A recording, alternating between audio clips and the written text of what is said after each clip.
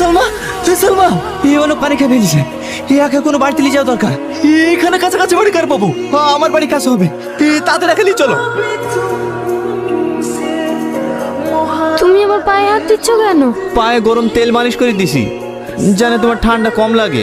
ওকে ওর কাজ করতে দাও মধু, না হলে তুমি তাড়াতাড়ি সুস্থ হবে না। আপনি? এটা আমার মা। আমাদের সব লোকজন কোথায়? ওরা সবাই খাওয়া দাওয়া করতে গিয়েছে মধু। আমি এত করে বলনু এখানে খেয়ে যেতে, কেউ খালো না। বাবু বলছিল তুমিও নাকি সকাল থেকে কিচ্ছু খাওনি।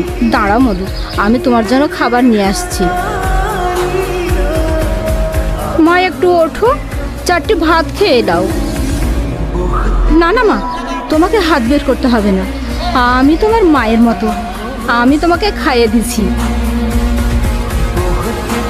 কাঁদছো কেন মা? তোমার কষ্ট হচ্ছে? আন্টি